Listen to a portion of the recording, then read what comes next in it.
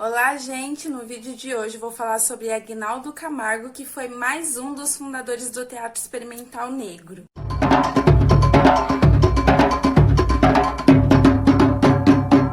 Aguinaldo Camargo, juntamente com o Abdias do Nascimento e outras personalidades que eu já falei aqui no Ancestralidades Teatrais, fundaram o Teatro Experimental Negro, o TEM, e o Aguinaldo foi um dos principais fundadores, e ele já trabalhou em outras práticas teatrais pioneiras, juntamente com o Abdias anteriormente, e depois ele ajudou a fundar o TEM.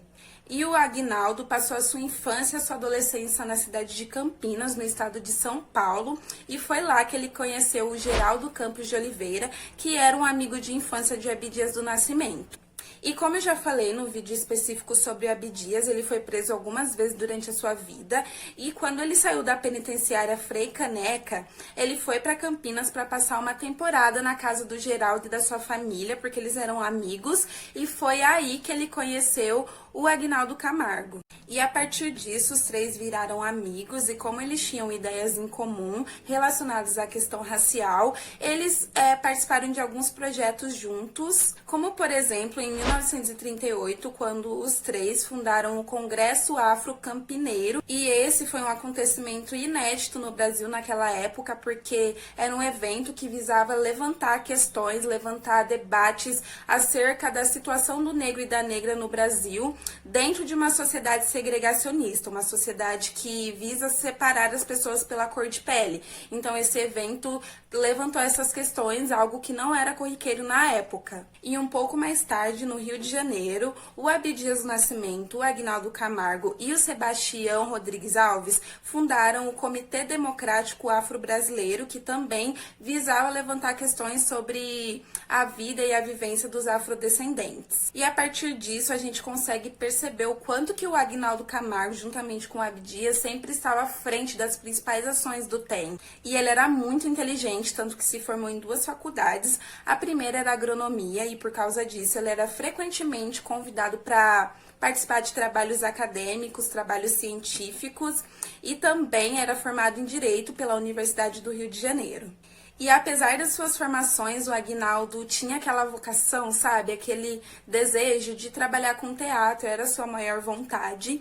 E ele começou a ter conhecimento da área teatral muito jovem, participando de apresentações em festas íntimas e também nas escolas, nos colégios que ele estudava, ele participava das peças teatrais, e foi surgindo esse desejo. E a sua primeira apresentação, assim, mais séria, responsável com um público que estava esperando por aquilo, foi em 1944, quando ele fez a peça Palmares, de Stella Leonardo, sob direção de Pascoal Carlos Magno. E no início, assim, o público não recebeu muito bem o Aguinaldo, porque ele era pequenininho e baixinho, e o personagem Imperador Jones, que era o Bruto Jones, supostamente era para ser um homem negro grande, corpudo, e por o Aguinaldo ser mais baixinho e pequenininho, o público estava subestimando um pouco ele, porque esse personagem tinha sido interpretado pelo Paul Robertson, que fez o mesmo papel na peça, só que nos Estados Unidos. Então eles estavam esperando esse ator maior, mais corpudo,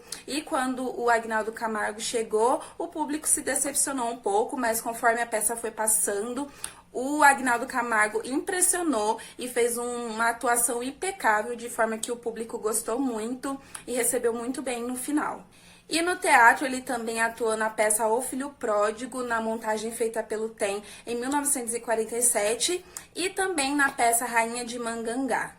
E além de atuar, o Aguinaldo também dirigiu algumas peças consagradas do TEM, como por exemplo a peça Todos os Filhos de Deus Têm Asas, que eu também já falei por aqui, que teve no elenco também a Ruth de Souza. E ele não tinha somente o foco de trabalhar no teatro com a encenação, com a atuação, com a direção nos palcos. Ele também tinha o objetivo e trabalhava incansavelmente pelo direito e a conscientização da população negra.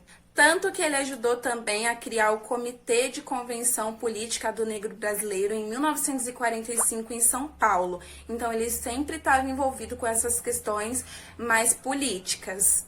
E ele também escrevia artigos para o Jornal da União dos Homens de Cor, que foi onde ele conseguiu o cargo de secretário-geral. E além de tudo isso, ele também trabalhou no cinema, e um exemplo de filme que ele fez foi o filme Também Somos Irmãos, em 1944, sob direção de José Carlos Burle.